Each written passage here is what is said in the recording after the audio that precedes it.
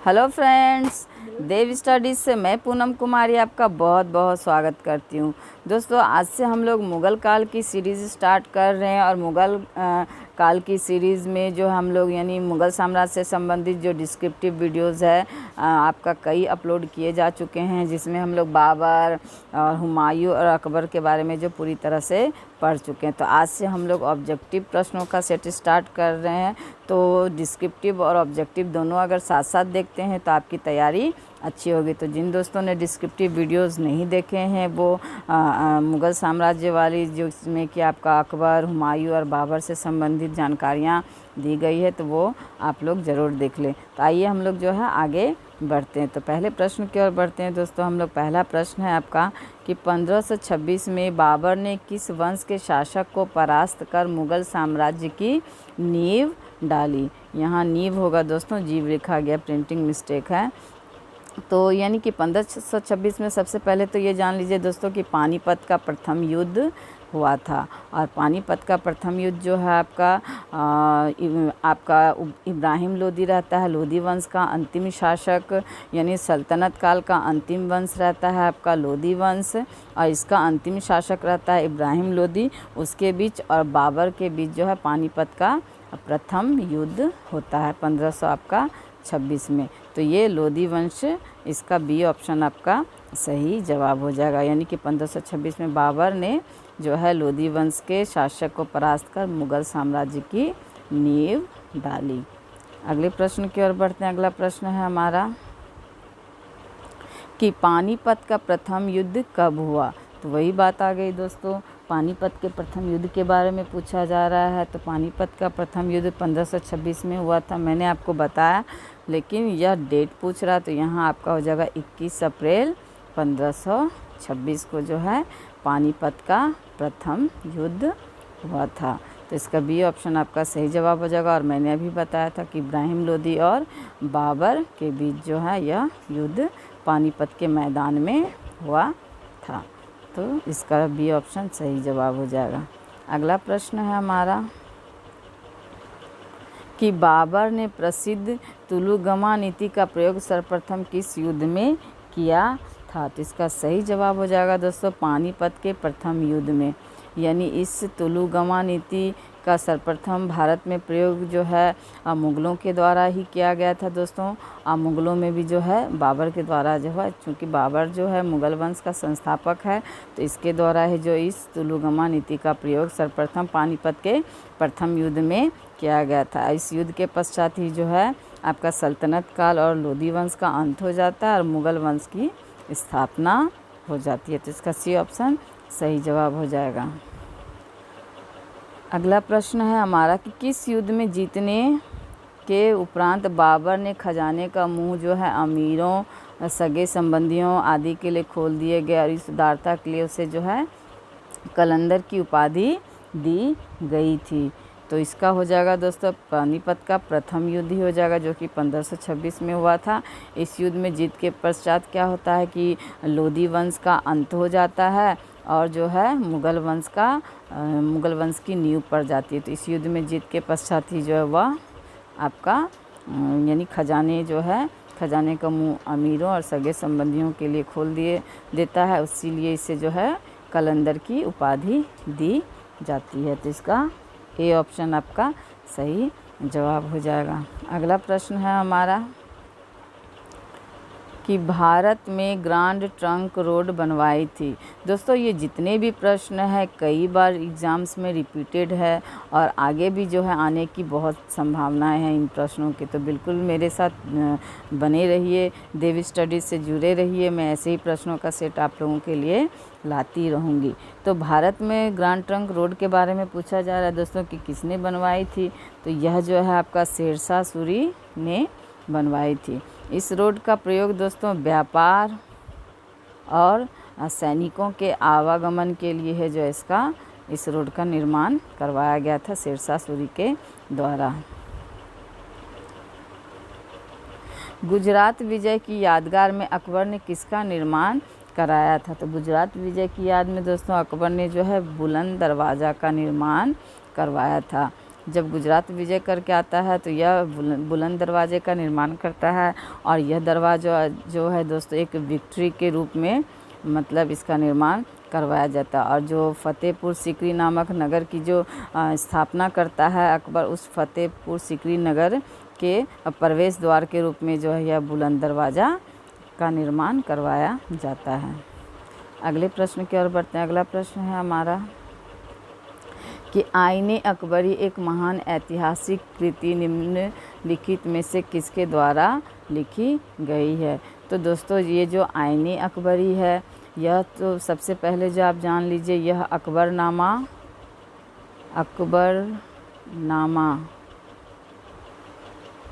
का ही तीसरा अध्याय है यह, यानी ये आपका आईने अकबरी, और इसकी रचना जो है दोस्तों अबुल फजल के द्वारा की गई। यानी अकबरनामा जो है अबुल फजल की रचना है और इस अकबरनामा का ही तृतीय अध्याय जो है हो गया आपका ये आईने अकबरी है। ये जो है आपके जीवन यानी अकबर के जीवन से संबंधित तथ्यों को इसमें लिखा गया है। तो आपका ये जो है अबुल फजल की रचना है। अगला प्रश्न है हमारा पानीपत की दूसरी लड़ाई जो कि 5 अप्रैल 1556 में लड़ा गया था निम्नलिखित में से किसके बीच हुई थी। तो इसका सही जवाब आपका हो जाएगा दोस्तों अकबर और हेमू। यानी पानीपत की दूसरी लड़ाई जो कि 5 अप्रैल 1556 को हुई थी यह अकबर और हेमू के बीच लड़ी गई थी पानीपत के मैदान में दोस्तों। और यह जो है मतलब दिल्ली में कब्जे यानी दिल्ली पर अपने प्रभुत्व को अपने साम्राज्य को स्थापित करने के लिए इन दोनों के बीच युद्ध हुआ था, जिसमें कि आपका हेमू जो है हार जाता है, यानी यह राजपूत सेनापति रहता है, इसकी हार हो जाती है और यह जो है अकबर जीत जाता है। तो इस प्रकार जो अकबर का दिल्ली पर शासन स्थापित हो जाता है। अगला प्रश्न है हमारा दीन ए इलाही नामक नया धर्म किसके द्वारा शुरू किया गया था। तो दीन ए इलाही जो है दोस्तों अकबर के द्वारा शुरू करवाया गया था और इस धर्म को मानने वाले मात्र 18 लोग थे। और ये जो है बीरबल जो रहता है एकमात्र इसका हिंदू यानी इस धर्म को अपनाने वाला एकमात्र हिंदू व्यक्ति जो है वह बीरबल रहता है।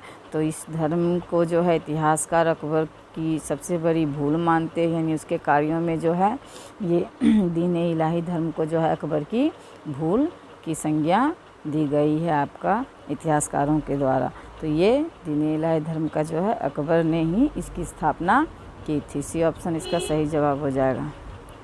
अगला प्रश्न है दोस्तों प्रसिद्ध मुस्लिम शासिका चांद बीबी जिसने बरार को अकबर को सौंपा निम्नलिखित में से किस राज्य से संबंधित थी। तो दोस्तों यह जो मुस्लिम शासिका थी चांद बीबी यह आपकी अहमदनगर से संबंधित थी। इन्होंने ही जो है अकबर के साथ युद्ध किया था, किंतु इनकी हार हो गई और हार के पश्चात समझौते में जो है आपको बरार को उन्हें अकबर को सौंपना पड़ा था। तब का सी ऑप्शन इसका सही जवाब हो जाएगा।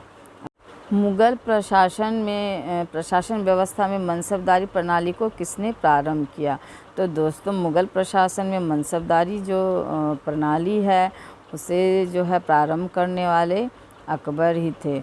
ये सैन्य व्यवस्था में सुधार से संबंधित व्यवस्था थी दोस्तों मनसबदारी, जिसके तहत जो है मनसब के अंतर्गत जो है यानी पद दिए जाते थे और उन्हें जो है घोड़े दिए जाते थे ताकि वक्त पड़ने पर जो है सैनिक मनसबदारी के तहत जो है राजा को उपलब्ध यानी युद्ध के समय किया जा सके। तो ये आपका अकबर के द्वारा ही जो प्रारंभ किया गया था। अगला प्रश्न है हमारा कि अपने काल का महान संगीतज्ञ तानसेन किसके दरबार में थे। तो दोस्तों ये अकबर के दरबार में थे, ये सबको पता होगा दोस्तों। और जो ये महान संगीतज्ञ तानसेन है इनको जो है इनका मूल नाम से संबंधित प्रश्न पूछा जाता है। तो इनका मूल नाम जो है रामतनु पांडे रहता है। वहीं आपका बीरबल का भी मूल नाम पूछा जाता है, कई एग्जाम्स में पूछे गए। तो बीरबल का मूल नाम जो रहता है आपका महेश दास रहता है। तो ये सब भी निश्चित रूप से याद रखिए क्योंकि हमेशा जो है इन सब से प्रश्न पूछा जाता है। अगला प्रश्न है दोस्तों, मुगल काल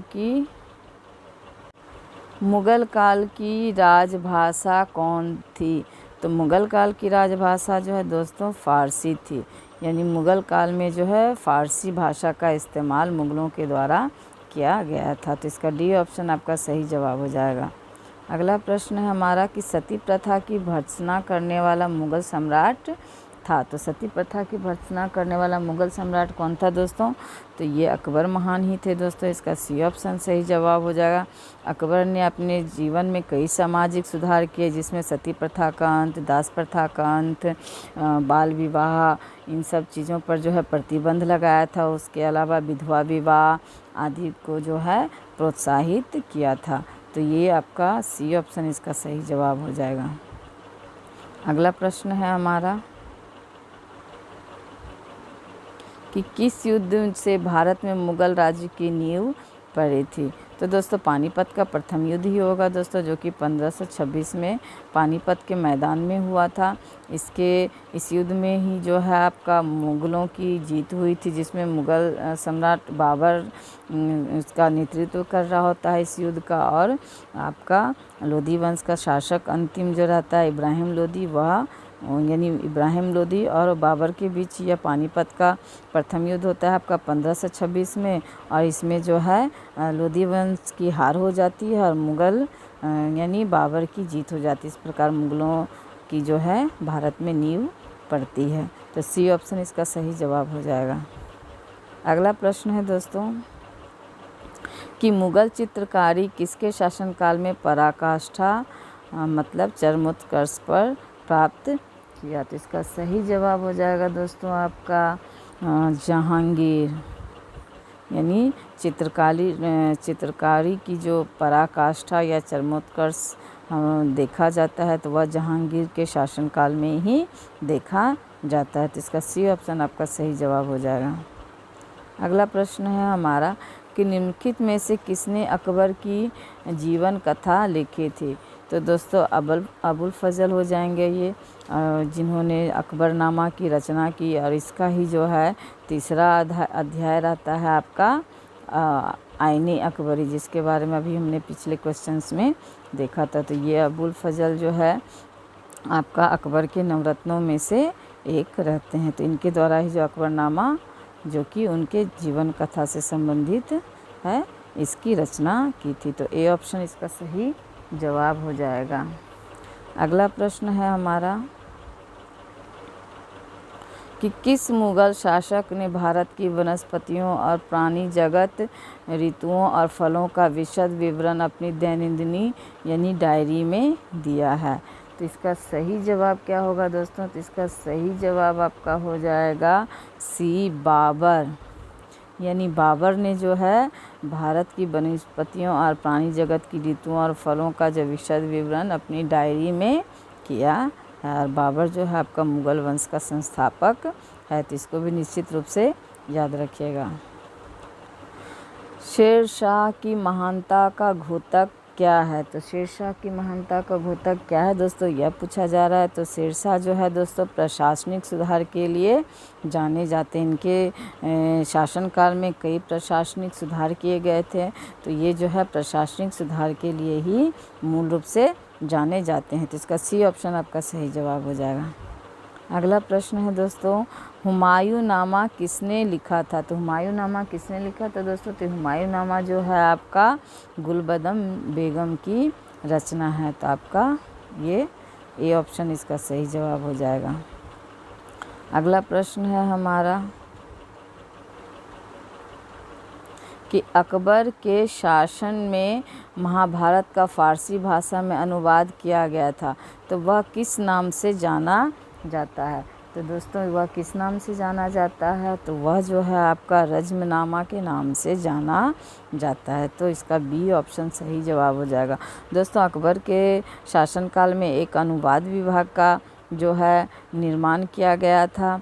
इस अनुवाद विभाग में जो है यानी कई भाषाओं में जो है धार्मिक पुस्तकों को जो है अन्य भाषाओं में अनुवाद किया गया था।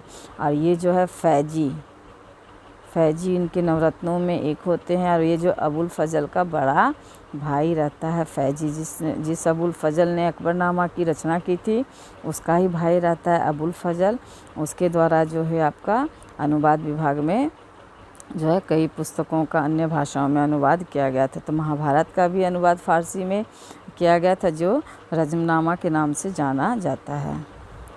अगला प्रश्न है दोस्तों कि किस मुग़ल सम्राट ने सैयद भाइयों को गिराया।